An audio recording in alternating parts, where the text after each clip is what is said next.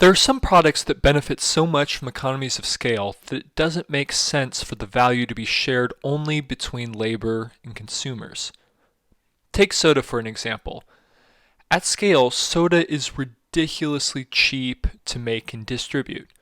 Because of this, the surplus, or the difference between the cost to produce and consumers' willingness to pay, is enormous.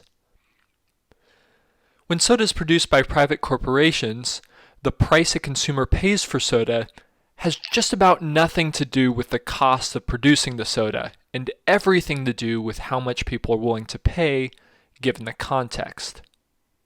The wildly different prices you pay for soda at the grocery store versus a restaurant or movie theater is rooted completely in demand, not supply. Whenever this is the case, the success of a business in the industry is almost entirely dependent on maintaining and growing market share. Coca-Cola and PepsiCo spend billions of dollars on advertising every year to protect their market shares. Fighting for market share is a zero-sum game, as gains for one company can only come at the expense of another.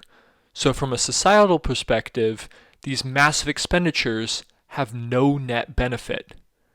These expenditures are worthwhile to Coca-Cola and PepsiCo because even after the cost of advertising, market share can be leveraged into massive profits for these companies.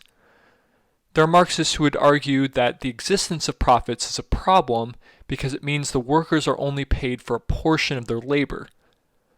I do not doubt that the people doing the actual work for those companies are being underpaid, but I don't think profit is the key issue here.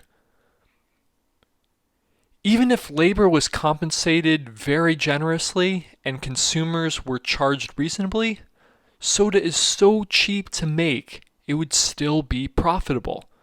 The problem lies in who the profits are going to. Only a small portion of the profits go towards public goods like education, defense, and social security through taxes.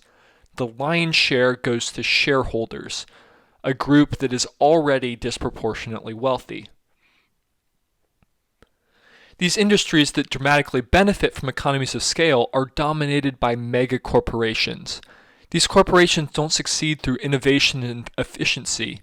They succeed because they have deep pockets and snowball their wealth and power into more wealth and power.